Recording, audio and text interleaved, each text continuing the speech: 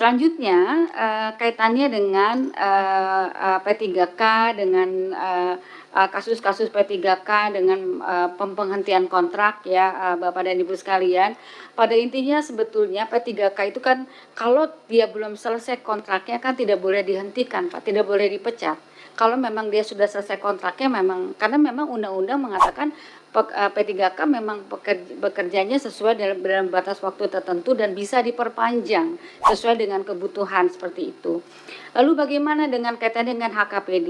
Di dalam Undang-Undang HKPD pasal 146 ayat 3 diatur fleksibilitasnya Pak. Jadi boleh dilakukan perubahan melalui peraturan Menteri Keuangan setelah berkoordinasi dengan Menteri Keuangan dan Kementerian Dalam Negeri. Jadi tentunya saya dengan Menteri Dalam Negeri akan mendorong Menteri Keuangan Pak untuk bisa dilakukan perubahan. Apakah nanti saya tidak tahu apakah nanti undang-undang HKPD-nya jangka waktunya diperpanjang atau apakah ada intervensi-intervensi lain, dan tentunya nanti untuk ini kita akan mendorong atau membantu atau mensupport Kementerian Keuangan. Kami sudah melakukan koordinasi cukup intens dengan Menteri Dalam Negeri mengenai ini. Begitu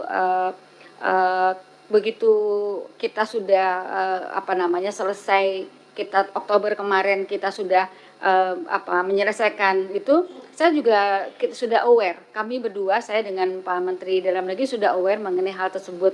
Jadi dalam waktu dekat insya Allah kita akan melakukan pembahasan yang intensif Bapak.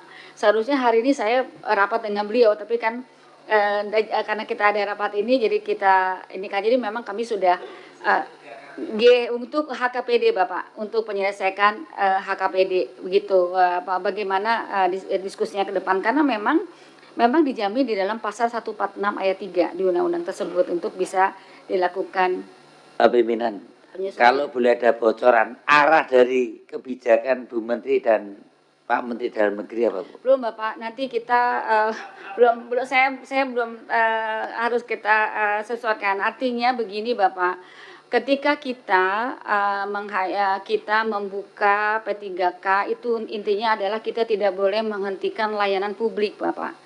Karena P3K itu lebih banyak memberikan layanan publik, dan tentunya tidak boleh berhenti instansi pemerintah itu untuk layanan-layanan publik dan harus dijamin seperti itu gitu. Dan kami kan seperti yang Bapak ketahui bahwa sebetulnya kita sudah membuka kepada seluruh instansi pemerintah untuk mengisi P3K berdasarkan data PKN, tetapi kan tidak semuanya mengajukan formasinya.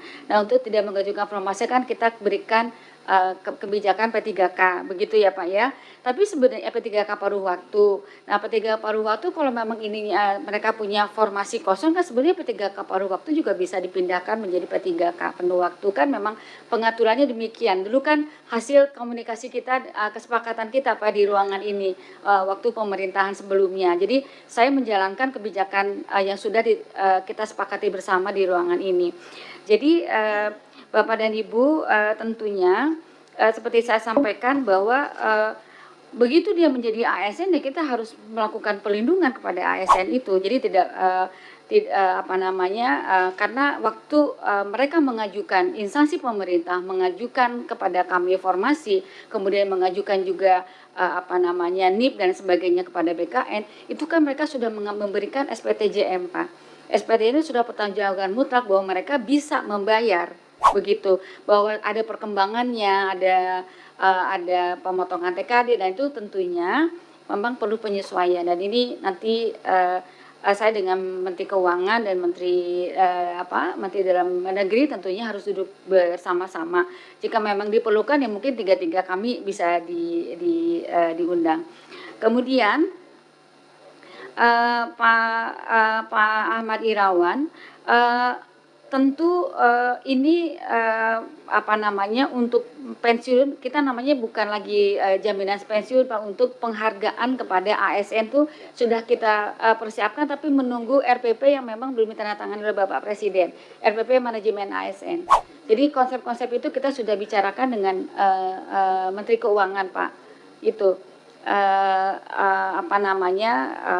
kita sudah siapkan lah, insya Allah nanti begitu RPP manajemen ASN sudah di ini, kita itu masuk Pak, karena dasarnya ada di sana Pak, di RPP manajemen ASN.